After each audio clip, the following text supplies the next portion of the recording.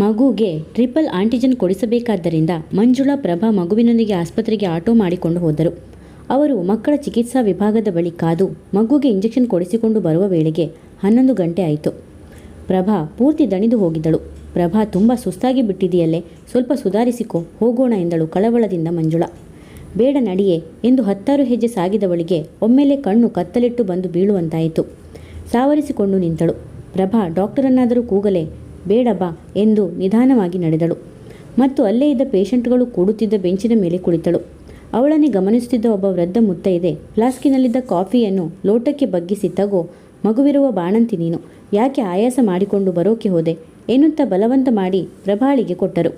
Coffee ಕುಡಿದ ಮೇಲೆ ಪ್ರಭಾಳಿಗೆ ಸ್ವಲ್ಪ ಚೇತರಿಕೆ ಬಂತು. ತುಂಬ ಉಪಕಾರವಾಯಿತು, ಬರ್ತೀನಿ ಎಂದು ಮೇಲಕ್ಕೆದ್ದಳು. ಅವರು ಇನ್ನೂ ಸ್ವಲ್ಪ ಹೊತ್ತು ಸುಧಾರಿಸಿಕೊಂಡು ಹೋಗು ಎಂದು ಹೇಳುತ್ತಿದ್ದರೂ ಕೇಳಲಿಲ್ಲ. ಮಗು ಮಂಜುಳೆಯ ಭುಜದ ಮೇಲೆ ನಿದ್ದೆ ಹೋಗುತ್ತಿತ್ತು. ಪ್ರಭಾ, ನಿನ್ನ ತೋರಿಸಿ ಏನಾದರೂ ಟಾನಿಕ್ ಬರೆಸಿಕೋಬೇಕಾಗುತ್ತೆ. ಅಷ್ಟರಲ್ಲಿ ಬಿಳಿ ಲಾಂಗ್ ಕೋಟು ಧರಿಸಿ ಸ್ಟೆಥೋಸ್ಕೋಪು ಕತ್ತಿಗೆ ಹಾಕಿಕೊಂಡು ಮಿರುಗುತ್ತಿದ್ದ ಕರಿ ಶೂ ತೊಟ್ಟ ಚಂದ್ರಮೋಹನ್ ಹಸನ್ಮುಖದಿಂದ ಬರುತ್ತಿದ್ದ. ಇದು ಪ್ರಭಾಳಿಗೆ ಅನಿರೀಕ್ಷಿತವಾಗಿತ್ತು. ಈ ಸನ್ನಿವೇಶ ಮತ್ತು ಈ ಪರಿಸರದಲ್ಲಿ ತನ್ನ ಗಂಡನನ್ನು ಕಾಣುವ ಕಲ್ಪನೆ ಅವಳಿಗಿರಲಿಲ್ಲ. ತನ್ನ ಶಕ್ತಿಯನ್ನೆಲ್ಲ ಬಿಟ್ಟು ವೇಗವಾಗಿ ಹೆಜ್ಜೆ ಹಾಕಿ ಕಟ್ಟಡದಿಂದ ಕಾಂಪೌಂಡಿನೊಳಕ್ಕೆ ಇಳಿದಳು. ಮಂಜುಳಾ ಹಿಂದುಳಿದಿರುವುದನ್ನು ಸಹ ಅವಳು ಗಮನಿಸಲಿಲ್ಲ. ಮಂಜುಳನ ಹೆಗಲ ಮೇಲಿನ ಮಗುವನ್ನು ನೋಡಿದ ಕೂಡಲೇ ಚಂದ್ರಮೋಹನನ ಹೃದಯದಲ್ಲಿ ಆನಂದದ ಚೇತನ ಬುಗ್ಗೆಯಾಗಿ ಹರಿಯಿತು. ಇವನನ್ನು ಗಮನಿಸದಂತೆ ಹೋಗುತ್ತಿದ್ದ ಮಂಜುಳಾನ ಕಂಡು ಮೆಲುವಾಗಿ ಕೂಗಿದ, ಮಂಜುಳಾ ಎಂದು. ಅವನ ಮೃದುವಾದ ನುಡಿ ಮಂಜುಳಾನನ್ನು ತಡೆದು ನಿಲ್ಲಿಸಿತು. ಕೈ ಚಾಚಿ ಮಂಜುಳಾ ಹೆಗಲ ಮೇಲಿದ್ದ ಮಗುವನ್ನು ಎತ್ತಿಕೊಂಡು ಹೃದಯಕ್ಕೆ ಒತ್ತಿಕೊಂಡು ಕೆಲವು ಕ್ಷಣ ಕಣ್ಮುಚ್ಚಿದ. ಕೊಡಿ, ಹೋಗಬೇಕು, ಪ್ರಭಾ ಬಹಳ ಸುಸ್ತಾಗಿದ್ದಾಳೆ ಎಂದು ಕೇಳಲಾರದೆ ಕೇಳಿದಳು. ಚಂದ್ರಮೋಹನನ ಸ್ವಾರ್ಥರಹಿತ ಶಾಂತ ಮುಖ ಕಂಡ ಕೂಡಲೇ ಕೋಪ ಮಾಡುವುದಾಗಲಿ ನಿಂದಿಸುವುದಾಗಲಿ ಅವಳಿಂದಾಗಲಿಲ್ಲ. ನಮ್ಮನ್ನು ದೇವರು ಎಂಥ ವಿಚಿತ್ರ ಸನ್ನಿವೇಶದಲ್ಲಿ ಸೇರಿಸಿದ ಎಂದವನೇ ಮಗುವಿನ ಕೆನ್ನೆಗೆ ಮುತ್ತಿಟ್ಟು, ನಿನ್ನ ತಂದೆ ಬಹಳ ನಿರ್ದಯಿ ಕಣೋ, ರೂಪ ನಿನ್ನಪ್ಪನದು ಹೊತ್ತುಕೊಂಡರೂ ಗುಣ ಮಾತ್ರ ನಿನ್ನಮ್ಮನದೇ ಆಗಿರಬೇಕು. ಪ್ರಭಾ ಬಡವಾಗಿ ಹೋಗಿದ್ದಾಳೆ. ಮಂಜುಳಾಗೆ ಏನೂ ಹೇಳಲಾಗಲಿಲ್ಲ. ಅವನಿಗೆ ಒಬ್ಬಳೇ ಹೋದ ಪ್ರಭಾಳ ಬಗ್ಗೆ ಆತಂಕ. ಯಾವುದು ಏನಾದರೂ ಆಗಲಿ ಅವಳನ್ನು ಸುರಕ್ಷಿತವಾಗಿ ಮನೆಗೆ ಕರೆದೊಯ್ದರೆ ಸಾಕಪ್ಪ ಎಂದುಕೊಂಡಳು. ಚಂದ್ರಮೋಹನ್ ಮಗುವನ್ನು ಮಂಜುಳಾ ಕೈಗಿತ್ತು ನಡೆದೇ ಬಿಟ್ಟ. ಅವನ ಮನದಲ್ಲಿ ದೊಡ್ಡ ಬಿರುಗಾಳಿಯೇ ಎದ್ದಿತು. ಆ ಬಿರುಗಾಳಿಯಲ್ಲಿ ಅವನ ಪ್ರಭಾ ಮಗ ತೂರಿ ಹೋದಂತೆ ಭಾಸವಾಯಿತು. ವಯಸ್ಸಿಗೆ ತಕ್ಕ ಪ್ರೀತಿ ಪ್ರೇಮ ಆಯಾ ವಯಸ್ಸಿಗೆ ದೊರೆಯಲೇಬೇಕು. ಚಿಕ್ಕ ವಯಸ್ಸಿನಲ್ಲಿ ತಂದೆ ತಾಯಿಯ ಪ್ರೇಮ, ಪ್ರಾಯದಲ್ಲಿ ಮಡದಿಯ ಒಲವು, ಮುದಿ ವಯಸ್ಸಿನಲ್ಲಿ ಮಕ್ಕಳ ಪ್ರೇಮ ಪ್ರತಿಯೊಬ್ಬರಿಗೂ ಅವಶ್ಯಕವಾಗಿರುವುದು. ಯಥೇಚ್ಛವಾಗಿ ಮಡದಿಯ ಪ್ರೇಮ ಉಂಡ ಚಂದ್ರಮೋಹನ್ ಇಂದು ವಿರಹಿಯಾಗಿ ಜೀವನವನ್ನು ಕಳೆಯುತ್ತಿದ್ದ. ಮಗುಗೆ ಹಾಲು ಕುಡಿಸಿ ಎತ್ತಿ ತೊಟ್ಟಿಲಲ್ಲಿ ಹಾಕಿದಳು. 3 ತಿಂಗಳ ಬಾಬು ಮೈಕೈ ತುಂಬಿಕೊಂಡು ದುಂಡಾಗಿದ್ದ. ಎಲ್ಲ ತಂದೆಯ ಪಡೆಯಚ್ಚು.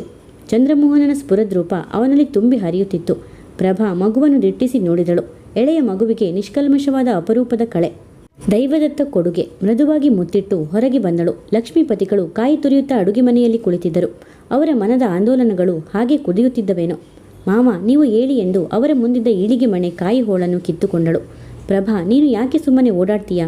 ಇನ್ನೂ ನಿನ್ನ ಬಾಣಂತನ ಮುಗಿದಿಲ್ಲ. ಏನೋ ನೆನೆಸಿಕೊಂಡು ನಿಟ್ಟುಸಿರಿಟ್ಟರು. ಲಕ್ಷ್ಮೀಪತಿಗಳು ಪ್ರಭಾಳ ಆರೈಕೆ ಕಡೆ ವಿಶೇಷ ಗಮನ ಕೊಡುತ್ತಿದ್ದರು. ಅವಳು ಕಾಲುಚೀಲ ಇಲ್ಲದೆ ಮಂಚದಿಂದ ಇಳಿಯಲು ಬಿಡುತ್ತಿರಲಿಲ್ಲ. ಯಾವ ಒಂದು ಯೋಚನೆಯನ್ನು ಮಾಡದೆ ಅವಳಿಗಾಗಿ ಹೇರಳವಾಗಿ ಹಾಲು ತುಪ್ಪ ಕೊಳ್ಳುತ್ತಿದ್ದರು. ಒಂದು ಹೋಳು ಕಾಯಿ ತುರಿಯುವ ವೇಳೆಗೆ ಪ್ರಭಾಳ ಕೈ ಬೆರಳುಗಳು ಇನ್ನು ತಮ್ಮಿಂದ ಸಾಗದೆಂದು ಮುಷ್ಕರ ಹೂಡಿದವು. ಈಳಿಗೆ ಮಣೆಯನ್ನು ಎತ್ತಿಟ್ಟು ತುರಿದ ಕಾಯನ್ನು ಸುರಿದು ಸೌಟು ಆಡಿಸಿದಳು. ಪ್ರಭಾ, ನನ್ನ ಮಾತು ಕೇಳು. 5 ತಿಂಗಳು ಆಗೋವರೆಗೂ ಮಂಚ ಬಿಟ್ಟು ಇಳಿಯಬೇಡ. ಆಮೇಲೆ ಇದ್ದೇ ಇದೆ ಮಾಡೋದು. ಲಕ್ಷ್ಮೀಪತಿಗಳ ಧ್ವನಿ ಬಹಳ ಬಳಲಿತ್ತು. ಪ್ರಭಾ ತಲೆ ಎತ್ತಿ ಮಾವನ ಕಡೆ ನೋಡಿದಳು. ತನ್ನ ಮದುವೆ ಮಾಡಿ ಕೊಟ್ಟಾಗ ಎಷ್ಟು ಚೆನ್ನಾಗಿದ್ದರು. ಈಗಾಗಲೇ 80ರ ಅಂಜಿನಲ್ಲಿದ್ದವರ ಹಾಗೆ ಕಾಣಿಸುತ್ತಾರೆ. ಚಿಂತೆಗೂ ಮುಪ್ಪಿಗೂ ಎಷ್ಟು ಹತ್ತಿರದ ಸಂಬಂಧ ಎಂದುಕೊಂಡಳು. ಆಯಿತು ಮಾವ, ನೀವು ಹೇಳಿದ ಹಾಗೇನೆ. ಆದರೆ ಬೆಳಗಿನ ಅಡಿಗೆ ಮಂಜು ಮಾಡಿ ಹೋಗ್ತಾಳೆ ಎಂದವಳೆ ಏನೋ ಹೇಳಬೇಕೆಂದವಳು ಅನುಮಾನಿಸಿದಳು. ಈ ದಿನದಿಂದಲೇ ಅವಳು ಟ್ಯುಟೋರಿಯಲ್ಗೆ ಹೋಗಲು ನಿಶ್ಚಯಿಸಿದಳು. ಆದರೆ ಮಾವನನ್ನು ಹೇಗೆ ಒಪ್ಪಿಸುವುದು ಎಂಬುದೇ ಚಿಂತೆ. ಮಂಜು ಜಗದೀಶ ಇನ್ನು 2 ತಿಂಗಳು ಬರುವುದು ಬೇಡವೆಂದು ಹೇಳಿದ್ದರು. ಆದರೆ ಇವಳಿಗೆ ಇಷ್ಟವಿರಲಿಲ್ಲ. ಜಗದೀಶ ಸಾರು ಹುಳಿಗಳನ್ನು ಇಲ್ಲಿಂದಲೇ ಕೊಂಡೊಯ್ಯುತ್ತಿದ್ದ. ಮನೆಗೆ ಬೇಕಾದ ಅಲ್ಪ ಸ್ವಲ್ಪ ಸಾಮಾನು ತಂದು ಹಾಕುತ್ತಿದ್ದ. ಅದಕ್ಕೇನು ಅವನು ದುಡ್ಡು ಪಡೆಯುತ್ತಿರಲಿಲ್ಲ. ಬರೀ 7th SSLC ಮತ್ತು PUCಗೆ ಮಾತ್ರ ಪಾಠ ಪ್ರಾರಂಭಿಸಿದರು. ಆದರೆ ಆರ್ಥಿಕ ಅಡಚಣೆಗಳಿಂದ ಮಿಡ್ಲ್ ಕ್ಲಾಸ್ಗಳಿಗೆಲ್ಲ ಪಾಠ ಮಾಡಲು ಶುರು ಮಾಡಿದರು. ಮಂಜುಳಾಗೆ ಅಷ್ಟೊಂದು ಎಕ್ಸ್ಪೀರಿಯನ್ಸ್ ಇಲ್ಲದಿದ್ದರೂ ಜಗದೀಶ ಹುಡುಗರ ಮನ ಮುಟ್ಟುವಂತೆ ಪಾಠ ಮಾಡಬಲ್ಲವನಾಗಿದ್ದ. ಆದ್ದರಿಂದ ಸ್ವಲ್ಪ ಹುಡುಗರ ಸಂಖ್ಯೆ ಜಾಸ್ತಿ ಆಯಿತು ಎಂದು ಹೇಳಬಹುದು. ಜಗದೀಶ್ ಬಂದಾಗ ಮಂಚದ ಮೇಲೆ ಮಲಗಿ ಯೋಚಿಸುತ್ತಿದ್ದಳು ಪ್ರಭಾ. ಅವನಿಗೆ ಯಾವ ವಿಧವಾದ ಸಂಕೋಚ ಇಲ್ಲದಿದ್ದರೂ ಲಕ್ಷ್ಮೀಪತಿಗಳ ನೇರ ದೃಷ್ಟಿಗೆ ಹೆದರುತ್ತಿದ್ದ. ಇನ್ನೂ ಯಾರದು ಊಟ ಆಗಿರಲಿಲ್ಲ.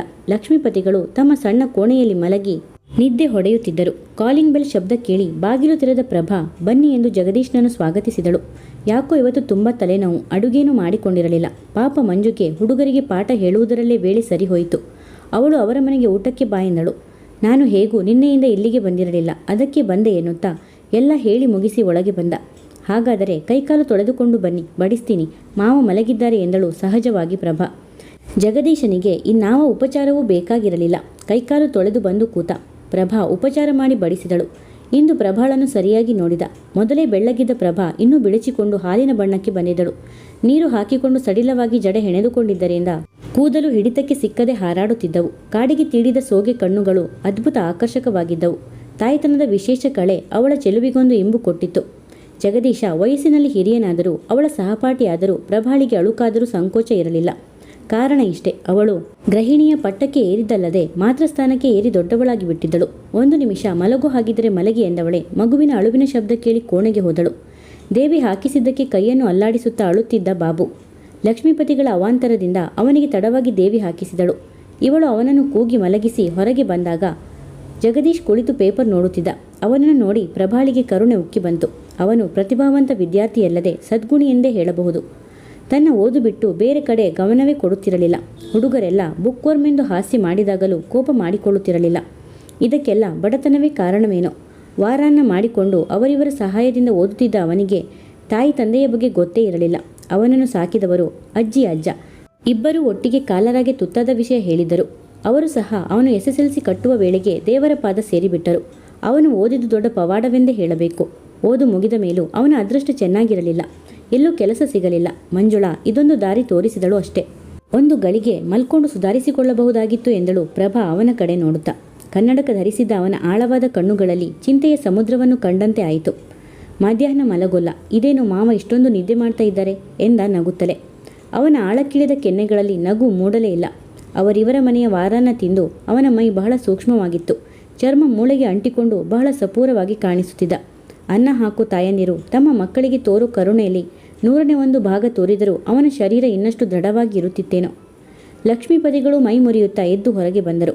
ಜಗದೀಶ್ ಬರ್ತಾ ಇದ್ದುದು ಅಪರೂಪವೇನೂ ಅಲ್ಲದ್ದರಿಂದ ಅವನ ಬರುವು ಅವರಿಗೇನೂ ಆಶ್ಚರ್ಯವನ್ನುಂಟು ಮಾಡಲಿಲ್ಲ. ಏನು ಮಾವ ಇವತ್ತು ಗಡದ್ದಾಗಿ ನಿದ್ದೆ ಹೊಡೆದ ಹಾಗಿದ್ದೀರಿ ಎಂದ. ನಮ್ಮ ಬಾಬು ರಾತ್ರಿಯೆಲ್ಲ ಗಲಾಟೆ ಮಾಡ್ತಾನೆ. ಅವನಿಗೆ ದೇವಿ ಬೇರೆ ಹಾಕಿಸಿ ಬಿಟ್ಟಿದ್ದಾಳೆ, ಅದರ ನೋವು ಅಂತ ಕಾಣಿಸುತ್ತೆ. ಬಾಣಂತಿ ಹುಡುಗಿ, ಅವಳಿಗೂ ನಿದ್ದೆ ಇಲ್ಲ. ಅವರ ಮಾತಿನಲ್ಲಿ ಆತಂಕವಿತ್ತು. ಅವರು 3 ತಿಂಗಳು ತುಂಬುವವರೆಗೂ ದೇವಿ ಹಾಕಿಸಲು ಒಪ್ಪಲಿಲ್ಲ. ಪ್ರಭಾ ಎಷ್ಟು ಹೇಳಿದರೂ ಎಳೆ ಮಗು, ಅದರ ನೋವು ತಡೆಯೋಲ್ಲ ಎಂದು ಬಿಟ್ಟರು. ಮಂಜುಳಾ ಪ್ರಭಾ ಅವರಿಗೆ ಗೊತ್ತಿಲ್ಲದಂತೆ ಕರೆದೊಯ್ದು ಟ್ರಿಪಲ್ ಆಂಟಿಜನ್ ಕೊಡಿಸಿಕೊಂಡು ಬಂದಿದ್ದರು. ಪ್ರಭಾ ಬಡಿಸ್ತೀನಿ ನಡಿ ಮಗು. ಅಯ್ಯೋ ಅಡಿಗೆ ಆರೆ ಹೋಯ್ತೇನೋ. ಜಗದೀಶ ನೀನು ಕೈಕಾಲು ತೊಳೆದುಕೋ ಎಂದವರೇ ಬಚ್ಚಲು ಮನೆ ಕಡೆ ನಡೆದರು. ಅವರ ಮಾತಿಗೆ ಪ್ರಭಾ ಎದುರಾಡುವಂತಿರಲಿಲ್ಲ. ಎದ್ದು ಹೋಗಿ ತಟ್ಟೆ ಹಾಕಿಕೊಂಡು ಕುಳಿತಳು. ಜಗದೀಶನ ಊಟ ಆಯಿತು ಎಂದು ತಿಳಿದ ಲಕ್ಷ್ಮೀಪತಿಗಳು ಪ್ರಭಾಳಿಗೆ ಬಡಿಸಲು ನಿಂತರು. ಅವರ ಅಂತಃಕರಣ ನೋಡಿ ಪ್ರಭಾ ಮೂಕವಾಗಿ ಬಿಡುತ್ತಿದ್ದಳು. ಹೆತ್ತ ತಾಯಿ ತಂದೆ ಇದ್ದರೂ ತನ್ನನ್ನು ಇಷ್ಟು ಚೆನ್ನಾಗಿ ಜೋಪಾನ ಮಾಡುತ್ತಿದ್ದರೋ ಇಲ್ಲವೋ ಎಂದು ಆಶ್ಚರ್ಯಪಡುತ್ತಿದ್ದಳು. ಮಗು ಅತ್ತ ಸದ್ದು ಕೇಳಿ ಜಗದೀಶ ಎದ್ದು ಹೋಗಿ ತೊಟ್ಟಿಲಿಡಿದು ತೂಗತೊಡಗಿದ. ಬಾಬು ಎಲ್ಲ ಅವರ ತಂದೆ ಹಾಗೆ ಎಂದು ಹೇಳಿದ ಮಾತು ಮಗುನ ನೋಡಿದರೇನೆ ಅವರ ಅಪ್ಪ ಎಷ್ಟು ಹ್ಯಾಂಡ್ಸಮ್ ಆಗಿರಬಹುದೆಂದು ಊಹಿಸಿಕೊಳ್ಳಬಹುದು. ಆದರೆ ಪ್ರಭಾಳಂತ ಹುಡುಗಿನ ನಡುನೀರಲ್ಲಿ ಕೈ ಬಿಡಬೇಕಾದರೆ ಅವನೆಂಥ ಕಟುಕನಾಗಿರಬೇಕು. ಬರೀ ರೂಪ ಹೊಂದಿದ್ದರೆ ಏನು ಪ್ರಯೋಜನ, ಅದಕ್ಕೆ ಸರಿಯಾಗಿ ಗುಣನೂ ಇರಬೇಕು ಅಂದುಕೊಂಡ. ಸಂಜೆ ಹೊತ್ತಿಗೆ ಪ್ರಭಾನೇ ತನ್ನ ನಿರ್ಧಾರ ಬದಲಾಯಿಸಿಕೊಳ್ಳಬೇಕಾಯಿತು. ಮಗುಗೆ ಹಾಕಿಸಿರುವ ದೇವಿ ಪೂರ್ಣ ಗುಣವಾಗುವವರೆಗೂ ಟ್ಯುಟೋರಿಯಲ್ಗೆ ಹೋಗುವ ಮಾತೇ ಬೇಡ ಎಂದುಕೊಂಡಳು. ರಾತ್ರಿ ಹೊತ್ತಿಗೆ ಊಟನೂ ಜಾಸ್ತಿ ಆಯಿತು. ಮಗುನ ಹಿಡಿಯೋದೇ ಕಷ್ಟವಾಯಿತು. ಅಂತ ತೆಗೆದ ಬಾಯಿ ಮುಚ್ಚುತ್ತಿರಲಿಲ್ಲ. ಮಾವನ ಜೊತೆ ಹತ್ತಿರದಲ್ಲಿದ್ದ ಶಾಪಿಗೆ ಹೋಗಿ ಬಂದಳು. ಅವರು ಕೊಟ್ಟ ಮಾತ್ರೆಯನ್ನು ಹಾಲಿನಲ್ಲಿ ಹಾಕಿದಳು. ಆದರೂ ಪ್ರಯೋಜನವಾಗಲಿಲ್ಲ. ಕೈನ ಊತನೂ ಜಾಸ್ತಿ ಆಯಿತು. ಗಾಯನೂ ಅಗಲವಾಯಿತು. ಕೊನೆಗೆ ಆಸ್ಪತ್ರೆಗೆ ಹೋಗಿ ಬರುವುದೆಂದು ನಿರ್ಧರಿಸಿಕೊಂಡಳು.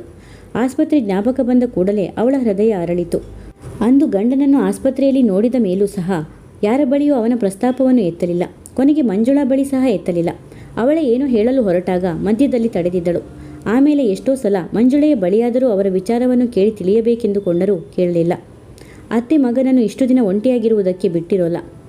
ನಾನು ಹೇಗೂ ಕೋರ್ಟಿಗೆ ಹೋಗಲ್ಲ ಎನ್ನುವುದು ಗೊತ್ತಿರಬಹುದು. ಅದಕ್ಕೆ ಒಳಗೊಳಗೆ ಮದುವೆ ಮಾಡಿರಬೇಕು. ನನ್ನ ಜೀವನದ ಸಮಾಧಿಯ ಮೇಲೆ ಹೊಸ ಬದುಕನ್ನು ನಿರ್ಮಿಸಿರಬೇಕು. ಅವರು ತಾಯಿಯ ಮಾತಿಗೆ ಒಲ್ಲೆ ಎನ್ನಲಾರರು. ಮೊದಲು ಬಲವಂತಕ್ಕೆ ಒಪ್ಪಿಕೊಂಡರು, ಆಮೇಲೆ ಪರಿಸ್ಥಿತಿಗೆ ಒಗ್ಗಿಕೊಂಡಿರಬಹುದು. ಆಗಲೇ ಅವಳ ಕಣ್ಣಲ್ಲಿ ನೀರು ತುಂಬಿಕೊಂಡಿತು. ಹೃದಯ ಮೂಕವಾಗಿ ರೋಧಿಸಿತು. ಪ್ರಿಯ ವೀಕ್ಷಕರೇ, ಈ ಕತೆ ನಿಮಗೆ ಇಷ್ಟವಾದರೆ ಒಂದು ಲೈಕ್ ಮಾಡಿ, ಕಮೆಂಟ್ಸ್ ಮಾಡಿ, ಶೇರ್ ಮಾಡಿ, ಸಬ್ಸ್ಕ್ರೈಬ್ ಮಾಡಿ ಮತ್ತು ಬೆಲ್ ಐಕಾನ್ ಕ್ಲಿಕ್ ಮಾಡಿ.